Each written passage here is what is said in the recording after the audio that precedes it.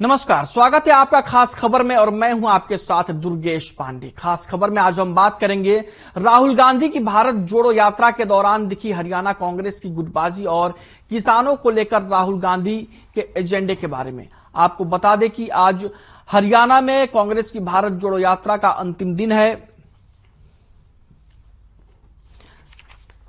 भारत जोड़ो यात्रा आज सुबह अंबाला से आगे के लिए निकली। वहीं कल भारत जोड़ो यात्रा अंबाला पहुंची थी, जहां अंबाला में कांग्रेस नेताओं और कार्यकर्ताओं ने राहुल गांधी का स्वागत किया। अंबाला में दाखिल होने पर राहुल गांधी ने एक जनसभा को भी संबोधित किया और इस दौरान सरकार को जमकर घेरा। राहुल गांधी ने मंच से बोलते हुए कौरवों पांडवों का उदाहरण दिया, तो वहीं मंच से बोलते हुए अपने टी शर्ट पहनने का कारण भी बताया। राहुल गांधी का ज्यादा भाषण किसानों पर ही फोकस रहा, लेकिन इस दौरान हरियाणा कांग्रेस की आपसी खींचतान फिर से राहुल गांधी के सामने भी उजागर हो गई। अंबाला में अजीबोगरीब नजारा देखने को मिला। हरियाणा में कांग्रेस की पूर्व प्रदेशाध्यक्ष और मौजूदा वक्त में छत्तीसगढ़ में कांग्रेस की प्रभारी कुमारी शैलजा जब मंच पर आई तो भूपेंद्र हुड्डा ने तुरंत दीपेंद्र हुड्डा को उठ जाने का इशारा किया और शैलजा को कुर्सी देने के लिए कहा। दीपेंद्र भी तुरंत उठ गए और शैलजा के लिए जगह बनाई। राहुल गांधी के बोलने के बाद कुमारी शैलजा भी कुछ देर के लिए बोलने आई, लेकिन जब कुमारी शैलजा स्पीच दे रही थी तो लोग राहुल गांधी के सामने ही भूपेंद्र हुड्डा और दीपेंद्र हुड्डा के नारे लगाते रहे। हालांकि इस दौरान भूपेंद्र हुड्डा और दीपेंद्र हुड्डा लोगों को इशारा कर बैठ जाने की गुजारिश करते रहे। वहीं कल जब भारत जोड़ो यात्रा कुरुक्षेत्र से निकली थी तो वहां किसान नेता राकेश टिकैत और अन्य किसान नेता राहुल गांधी से किसानों के मुद्दे पर बात करने के लिए पहुंचे। राकेश टिकैत ने किसानों के हित की बात की और पूछा कि जिस जिस राज्य में कांग्रेस की सरकारें हैं वहां पर किसानों के लिए क्या एजेंडा है, वहीं किसानों के लिए क्या बेहतर किया जा सकता है। ये सब बातें राकेश टिकैत ने राहुल गांधी से की।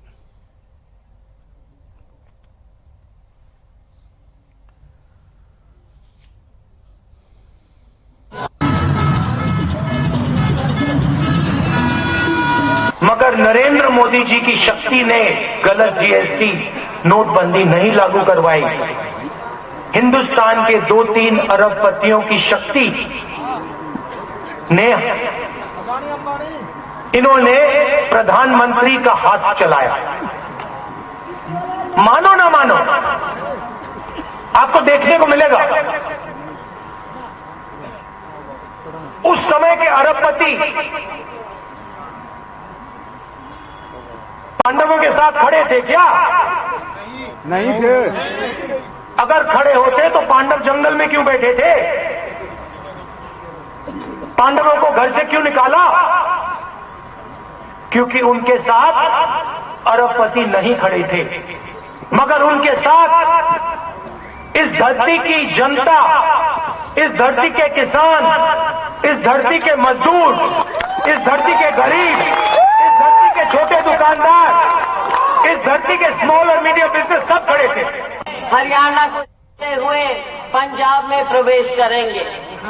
सिर्फ एक बात, राहुल गांधी जी ने जो बीड़ा उठाया है देश को एक सूत्र में बांधने का, नफरत को तोड़ने का, प्यार के बंधन में पूरे भारतवासियों को जोड़ने का, देश में लड़ाई लड़ने का, हमारे इन युवाओं के लिए, इनकी बेरोजगारी के खिलाफ मेरी इन बहनों ने जो घर चलाना होता है, आसमान को महंगाई छू रही है जो, उसके खिलाफ आज राहुल गांधी जी अपनी आवाज उठा रहे हैं।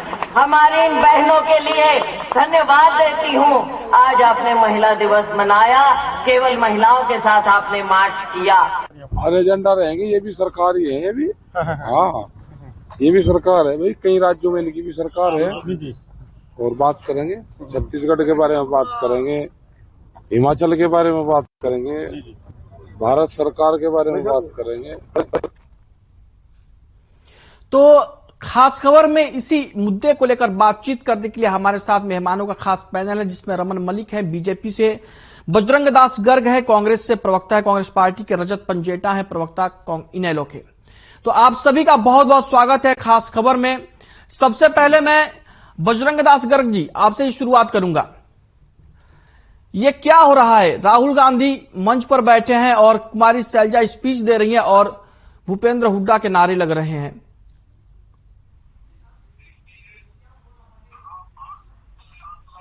हरियाणा में चल रही है जी। आज यात्रा का आखिरी दिन है जी। प्रथम चरण में 21, 22, 23 3 दिन हरियाणा में रही। इस 6 तारीख को 6 जनवरी से लेके 10 जनवरी तक ये यात्रा हरियाणा में थी और 6 तारीख को जब अपने यूपी के बॉर्डर से प्रवेश की तो लाखों लोग उनके साथ थे और रैली जो हुई आपके सामने हुड्डा ग्राउंड में 13-17 ग्राउंड के अंदर ऐतिहासिक रैली, पैर टेकने को भी जगह नहीं था, पूरा हरियाणा मतलब उमड़ के आ चुका। इस यात्रा के अंदर जनता का बड़ा भारी आशीर्वाद और समर्थन हमें मिल रहा है।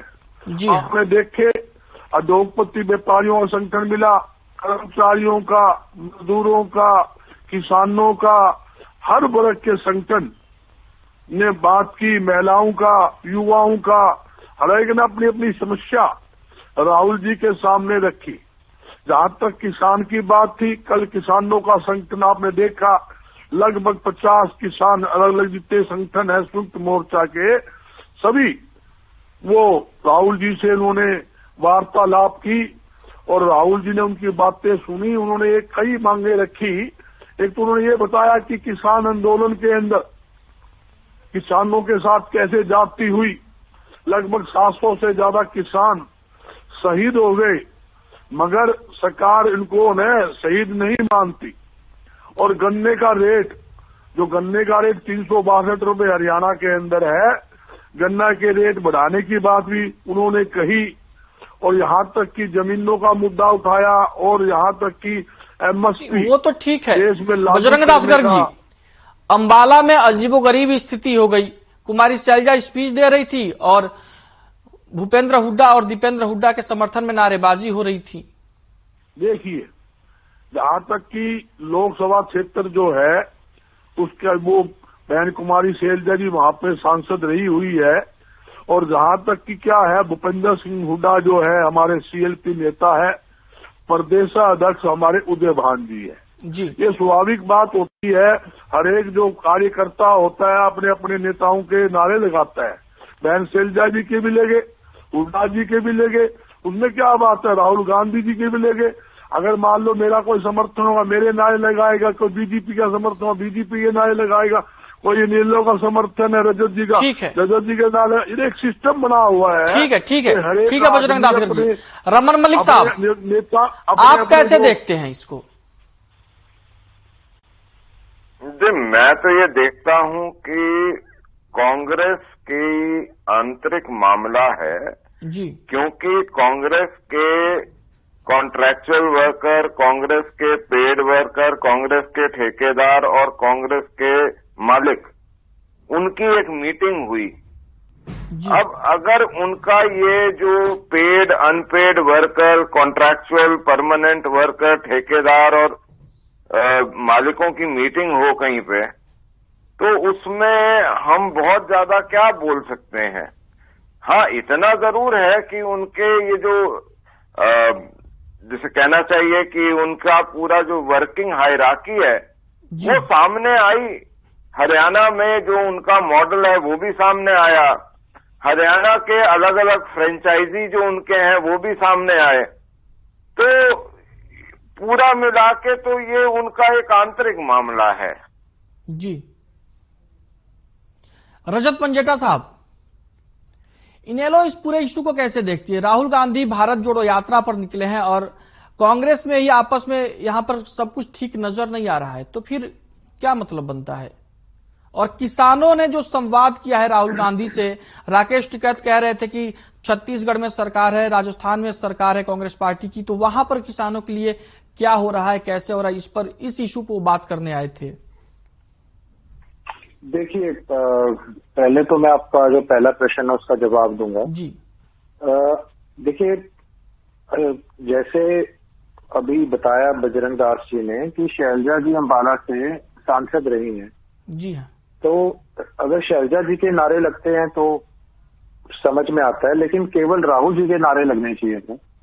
यहाँ इनकी अंतरकला सामने आती है कि शैलजा जी के इलाके में हुड्डा जी के समर्थक जो हैं वो हुड्डा जी अपने नारे लगवा रहे हैं, या वो खुद लगा रहे हैं या किसी के इशारे पे लगाए जा रहे हैं। तो ये नारे क्यों लगाए जाते हैं हमसे बेहतर कौन जानता है। तो इससे अंतरकला बिल्कुल सामने उठ करके उजागर हो रही है कि वहां पे ऐसा दृश्य नहीं होना चाहिए था कि अगर आप सिर्फ एक व्यक्ति विशेष के और कहीं पे भी जाएंगे उन्हीं को एक गुट, जो सब जानते हैं कि एक गुट हावी है कांग्रेस में, हुड्डा जी का गुट जो है वो कांग्रेस में हावी है जी। तो निश्चित तौर पे अंतरकलह को दर्शाता है। दूसरा, आपने सवाल किया राकेश टिकैत जी का। देखिए, किसानों को लेकर निश्चित तौर पे मिलना चाहिए, कोई इसमें बुरी बात नहीं है। कोई भी वहां पे नेता है, सभी नेताओं से विचार विमर्श होना चाहिए। कहाँ किसानों की क्या क्या समस्याएं हैं, क्यों किसान की आय आज 27 रुपए प्रति दिन, जो एक मनरेगा के मजदूर से भी कम है, क्यों उस किसान को आज उसके उचित दाम नहीं मिल रहे हैं, क्यों किसान के ऊपर कर्ज बढ़ता जा रहा है, डीजल और पेट्रोल के दाम जो हैं वो 10 गुना से भी ज्यादा बढ़ गए हैं। तो इन सब बातों के ऊपर ध्यान देना पड़ेगा कि महंगाई की वजह से कोई वर्ग अछूता नहीं है, हर चीज महंगी हुई। आप ये देखिए, जीएसटी लगा आटा दाल के ऊपर, उसके ऊपर दूध लस्सी के ऊपर, उसके बाद आप देखिए सरसों का तेल कितना महंगा है, गैस के रेट देख लीजिए, गैस का सिलेंडर आज 1200 रुपए है। तो अगर हर वर्ग छूता नहीं है इससे और हर चीज के दाम बढ़े हैं, कोई भी अगर व्यक्ति अपना राशन खुद खरीदता है या नहीं भी खरीदता है तो वो दाम कंपेयर करता है। अगर ब्रेड को देख लीजिए, जो ब्रेड 25 रुपए की थी आज 50 रुपए की है, केवल 2 साल के अंदर ये फर्क आया है। इससे ज्यादा बड़ी बात नहीं मैं कहूंगा। लेकिन जो आदमी ये है कि खरीदता हो वो तो सेंसिटिव रहेगा। जो आदमी अपना सामान खुद नहीं खरीदता, उसका मुफ्त में आता है, वो हमेशा ये कहेगा महंगाई नहीं बढ़ी। किसान को डीजल फ्री मिल रहा है, किसान को जीएसटी नहीं देनी पड़ती, किसान को फर्टिलाइजर पे किसी चीज से नहीं कुछ देना पड़ता। तो जब किसान को कुछ देना ही नहीं पड़ता तो इसलिए कि इनको दिखता ही नहीं किसान का दर्द, इसलिए इनको लगता है कुछ भी महंगा हुआ। रजत पंजेटा साहब, आपके पास फिर से आता हूं। रमन मलिक साहब, आप उंगली उठा रहे हैं। जी की बात का इतना जरूर खंडन करूंगा कि वो बिल्कुल एक अव्यवहारिक बात कर रहे हैं। अगर किसान का जो भुगतान है, किसान का ओपन मंडी में माल बिकना महंगा हुआ है, चाहे वो सरसों है, चाहे वो गेहूं है, चाहे चावल है, चीनी है, इसका फर्क आम जनता पे तो पड़ेगा। ऐसा तो हो नहीं सकता ना कि आपकी किसानों को आउटपुट जो है वो ज्यादा मिलने से इन्फ्लेशन ना इंक्रीज हो, ऐसा हो ही नहीं सकता। ऊपर से जो यूक्रेन का युद्ध चल रहा है, उसके अंदर भी यूक्रेन के युद्ध की वजह से भी जो भारत के किसान है उनको फायदा हो रहा है कि गेहूं महंगी बिकती है और बाहर एक्सपोर्ट भी होती है, तो उसका भी फायदा मिलता है। तो एक तरफ से तो फायदे की बात वो और दूसरी तरफ से ये हो कि आप महंगाई ना करें, मैं दोनों चीजें साथ के साथ नहीं चल सकती। दूसरी चीज, जहां तक बात आती है, मैं आज भी बड़े स्पष्ट रूप से, हो सकता है बहुत सारे लोग मेरे से सहमत ना हो, लेकिन मैं ये मानता हूं कि किसानी एक व्यवसाय है, सर्विस सिर्फ नहीं है, व्यवसाय है। और उस व्यवसाय में सबसे प्रोटेक्टेड व्यवसाय भारत का किसानी है, क्योंकि सरकार और जनता दोनों किसानों के लिए ही काम करती हैं, किसानों के लिए ही देखती हैं। तीसरी चीज, ये जो व्यवसाय है किसानी का, ये सिक्योर्ड है, इंश्योर्ड व्यवसाय है, जिसके ऊपर सरकार प्रोड्यूस को खरीदने के लिए एक एमएसपी देती है। वो जो बात है, अब बात जो मेन करनी चाहिए और जो बी टीम बन के इनेलो बात कर रही है, अब मैं उसके ऊपर आता हूं। अगर बात करनी चाहिए तो बात ये करनी चाहिए कि जब पंजाब में सरकार आई थी कांग्रेस की और उसके बाद अब आम आदमी पार्टी की आई, तो ये बोला गया था कि हम कर्जे माफ करेंगे, कर्जे माफ करेंगे, इन्फ्लेशन बढ़ेगी उससे, घर में कर्जे करें, बढ़ने को हर चीज के दाम साहब आपके पास आते हैं, आता हूँ आपके पास। गलत बात बोल रहे हैं ये रजत पंजेटा साहब, आऊंगा आपके पास आ रहा हूँ, आप अपनी टर्म में बोल लीजिएगा। ऐसे दोनों लोगों की आवाज मिक्स हो रही है, कुछ भी क्लियर सुनाई नहीं दे रहा है। नहीं, किसान को तो आप पंजेटा साहब आपके पास आता हूँ, बोलिएगा आप। अपनी एक मिनट रुक बात जाइए, करिएगा। रमन मलिक साहब को पूरा कर लेने दीजिए, अपनी बात को पूरी कर लेने दीजिए। मैं ये पूछना चाहता हूं कि कांग्रेस ने कौन से प्रदेश में किसानों को ऋण मुक्त कर दिया, कौन से प्रदेश में आज इनकी कोई ऐसी सरकार चल रही हो जिसके अंदर एमएसपी सबसे ज्यादा फसलों पे चल रही हो। यहां तक कि हरियाणा का तो हालात ये थे कि कांग्रेस गई थी तो मुआवजे भी पूरे नहीं देकर गए थे, तो दो ठीक है रमन मलिक साहब, बजरंग दास गर्ग जी से जवाब ले लेते हैं। किसानों के मुद्दे पर आप जवाब दे दीजिए बजरंग दास गर्ग जी। रमन मलिक साहब आपसे कुछ सवाल पूछ रहे हैं। 2 मिनट बोलने का समय दीजिए आप, पहले भी आपने कम समय दिया। जी जी, नहीं अब आपके पास आया हूं, बोलिए। मेरी बस पानी सुनो बात, जहां कहा भी कर्जा मुक्त की बात है, हमने केंद्र सरकार में जब हमारी कांग्रेस की सरकार थी 72,000 करोड़ रुपए का किसानों का कर्जा हमने माफ किया। और 2005 में जब कांग्रेस की सरकार हरियाणा में मिली 1600 करोड़ रुपए कर्जा था किसानों पर। एक कलम से सरकार बनती सबसे पहले उसका कर्जा माफ किया। उस टाइम वार्षिक बजट सिर्फ 2200 करोड़ रुपए का हरियाणा के अंदर होता था। और जहां तक कि किसानों की बात की, यह हकीकत बात है, किसान बड़ा भारी चिंतित है कि किसान चाहता है भी मेरी जमीन भी बची रहे, फसल की कीमत अच्छी मिले। और जहां तक कि गन्ने का रेट जो देखा 362 रुपए हमारे हरियाणा में है, पंजाब में 380 रुपए कर दिए। वो वहां लगातार प्रदर्शन कर रहे हैं, धरना कर रहे हैं कि हमें हमारा गन्ने का रेट बढ़ाया जाए। यहां तक कि जो बेरोजगार लोग मिले, युवा लोग मिले, कपड़े काट के प्रदर्शन कर रहे थे सड़कों के ऊपर, उन्होंने अपनी बात रखी। आज जहां बेरोजगारी है हरियाणा के अंदर अव्वल स्थान के ऊपर, देश के अंदर सबसे ज्यादा बेरोजगारी हरियाणा के अंदर है। उन्होंने बात उठाई जबकि मोदी साहब ने एक बात कही थी, हमारी सरकार आने पर आई साल 2 करोड़ युवाओं को रोजगार दूंगा, एक रोजगार नहीं दे पाई। इन्होंने कहा था कि उद्योग के माध्यम से 75% बेरोजगारों को रोजगार देंगे। ये 1.5 साल पहले घोषणा की थी, 75 आदमी को भी ये रोजगार नहीं दे पाए। मुख्यमंत्री जी ने घोषणा करी 8 साल पूरे होने पर कि हमारी सरकार ने उद्योग के माध्यम से 12,60,000 बेरोजगारों युवाओं को रोजगार दिए। मैं यही बताना चाहता हूं, ये झूठ के आंकड़े, झूठ के पुलिंदे हैं। जबकि 12,60,000 युवाओं को रोजगार देने की बजाय इन्होंने रोजगार छीनने का काम किया है। क्यों काम किया है? हरियाणा में व्यापार घटा है, उद्योग घटा है, उद्योग बंद हुए हैं। पानीपत जो हैंडलूम का हब था, इस टाइम यात्रा 6 तारीख को पानीपत में प्रवेश के सबसे पहले हरियाणा के उद्योगपति मेन रोड के ऊपर यूपी बॉर्डर से लेकर बीच में एक फैक्ट्री के अंदर 25 मिनट उन्होंने राहुल जी से बात की। मैं वहां मौजूद था, चाय भी पी फैक्ट्री के अंदर। उन्होंने अपने आंसू, लंबे आंसू दिखाए कि हमारा किस प्रकार टेक्सटाइल का हब, पानीपत के अंदर टेक्सटाइल का हब है और कितना बुरा हाल हमारा हो चुका है। वहां पर इतनी भारी दिक्कतें, उन्होंने सारी दिक्कतें बताई, टैक्स की दिक्कतें बताई। ये तो वो सरकार है, क्यों कहते थी हमारी सरकार बना दो, हम आपको जो 410 रुपए का गैस का सिलेंडर है हम आपको 250 रुपए में देंगे। तो आज 1100 पार कर दिया। ये कहते थे डीजल पेट्रोल की कीमत 60 रुपए है, हम 35 रुपए कर देंगे, और वो 100 पार कर दिया। और 5 रुपए रसोई गैस के सिलेंडर भरने पर ये दो प्रदर्शन करते थे। हकीकत बात क्या है, ये सरकार जो है पूरी तरह से किसान, मजदूर, कर्मचारी, व्यापारी विरोधी सरकार है। आप देखिए। ठीक है बजरंग दास गर्ग जी, रजत पंजेटा जी से भी सवाल ले लेता हूं। आता हूं आपके पास फिर से। रजत पंजेटा साहब, कहते थे हम ठेका, बजरंग दास गर्ग जी जिस तरीके से एक एक करके मुद्दे गिना रहे हैं, सरकार पे हमलावर है और खुद को मतलब कांग्रेस पार्टी सभी वर्गों की हितैषी साबित कर रही है, तो अगर इन सारे मामलों को देखें तो 2024 में आपके लिए तो ठीक नहीं रहेंगी चीजें। ओल्ड पेंशन योजना के लिए इन्होंने कहा था, वो लोग। पंजेटा साहब, आवाज मिल रही है आपको? आवाज आ रही है? बजरंग दास जी को कहिए। बोलिए आप बजरंग दास गर्ग जी, पंजेटा साहब को बोल लेने दीजिए, आपके पास फिर से आता हूं बजरंग दास गर्ग जी। पंजेटा साहब बोलिए।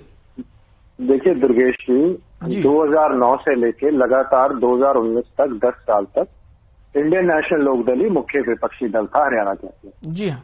हमारे साथ आखिरी वक्त में जजपा ने जो भीतरघात किया उसकी वजह से हम मानते हैं हमें बहुत ज्यादा नुकसान हुआ। जी। पहली बात, कांग्रेस ने अभी न्यू पेंशन स्कीम का जिक्र किया, ये लागू करने वाले 1/1/2006 को हुड्डा साहब, वाजपेयी जी ने इसके ऊपर कानून बना दिया था 2003 में और 2004 में नोटिफिकेशन हो गई थी, मगर हमने लागू नहीं किया था। उस वक्त हमारी सरकार थी और मार्च के महीने में 2005 में हुड्डा साहब ने ओथ की थी मुख्यमंत्री की। जी।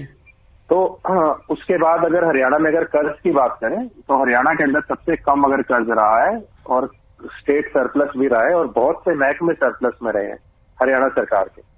तो वो जो वक्त रहा है इंडियन नेशनल लोकदल का, वो गोल्डन पीरियड रहा है। मैं तो सारे के सबका अगर मुख्यमंत्रियों का हिसाब किताब लेखा जो सोच में देखूं तो सबसे बेहतर समय कर्ज के मामले के अंदर जो मैनेजमेंट थी, जो सरकार आपके द्वारा के जरिए प्रोग्राम थे, जो गांव सड़कें, गांव की सड़कें, उसके बाद शहरों का विकास, उसके बाद गुड़गांव मानेसर का विकास, तो इंडियन नेशनल लोकदल का जो पीरियड रहा है वो जनता के ऊपर बोझ वाला पीरियड नहीं रहा है, जनता के ऊपर मार नहीं। आज तो कर्ज की मार ने कमर तोड़ दी है देश और प्रदेश की। देश के ऊपर आज 154.31 लाख करोड़ का कर्ज है, हरियाणा के ऊपर 3 लाख करोड़ के आसपास का कर्ज। ये कर्ज इनसे कम होने पे नहीं आ रहा और वो भी तब है कि सबको न्यू पेंशन स्कीम, सबकी पेंशन का कोई किसी को कुछ देना नहीं, हर जगह कटौतियां, पक्के कर्मचारी हमारे समय में 4 लाख थे। ये देखो कैसे दावे करते हैं खोखले, हमने 1 लाख नौकरियां दी, इनके पास सिर्फ 1,65,000 पक्के कर्मचारी हैं और 1 लाख कच्चे, दो टोटल मिला के 265 हैं। हमारा तो 5 साल का कार्यकाल था जिसमें हमने जो भी कहते हैं भर्तियां 15,000 के आसपास दी। कांग्रेस का तो 10 साल का और इनका भी 8 साल का कार्यकाल रह चुका है। इन्होंने क्या दिया? कौशल रोजगार निगम, ये 4 साल की अग्निवीर योजना, महंगाई, बेरोजगारी में हरियाणा नंबर 1। क्या है आप बताओ हरियाणा के पास आज की डेट में? ये जो कर्ज है कौन किसकी जेब से जाएगा? आपकी मेरी जेब से जाएगा? ये तो है नहीं कि रमन मलिक जी खाना नहीं खाते या कुछ ये जीवन नहीं जीते, इनकी जेब से भी जाएगा, बजरंग दास गर्ग जी की जेब से जाएगा।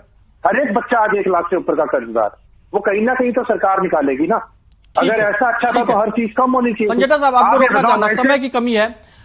रमन मलिक साहब फाइनल कमेंट दीजिएगा 30 सेकेंड में।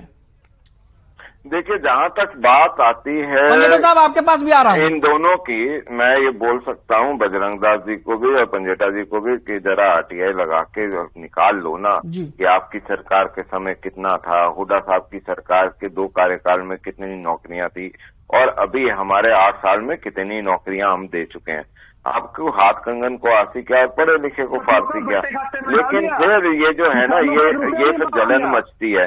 जो ग्रीन ब्रिगेड चलाते थे और उगराइयां करते थे, वो उनके धंधे हो गए खत्म। जिनकी सीएलयू की आउटसोर्सिंग होती थी, जिनके सीएलयू के धंधे चलते थे, उनकी हो गई नौकरी खत्म।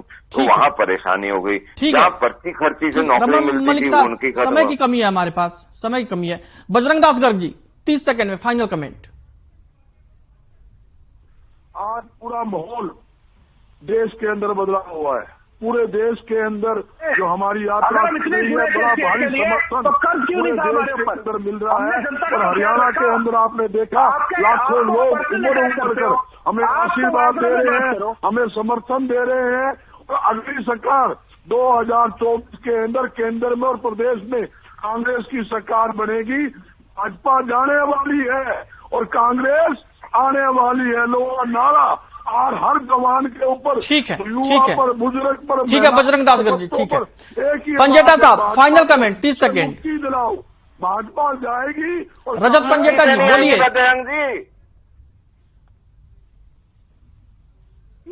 इससे पिछले इलेक्शन में जमानत जब्त हुई है उससे, और अभी हाल ही में एक इलेक्शन आ रही है। तो कांग्रेस ये ना सोचे कि कांग्रेस ही कांग्रेस है, और भी लोग हैं और भी पार्टीज हैं जो सिर्फ जनता के हित की, जनता के बीच में रहकर जनता का ख्याल रखती है। कांग्रेस का मतलब केवल सत्ता हासिल करना है। मैं मानता हूं सेंटर में विपक्ष मजबूत होना चाहिए, राहुल जी थोड़े मजबूत होने चाहिए, लेकिन हरियाणा में कांग्रेस हरियाणा का कोई भला कर सकती है तो फिर कर्ज ना बढ़ता, स्काई रॉकेटिंग स्पीड से कर्ज बढ़ा था जैसी कांग्रेस आई। और इन्होंने तो एनपीएस ठीक है पंजेटा साहब, समय की कमी है। रमन मलिक साहब आप हमारे साथ जुड़े, आपका बहुत बहुत शुक्रिया। बजरंग दास गर्ग जी आपका भी बहुत बहुत शुक्रिया। रजत पंजेटा साहब आपका भी बहुत बहुत शुक्रिया। तो खास खबर में फिलहाल के लिए इतना ही, मुझे दीजिए इजाजत, नमस्कार।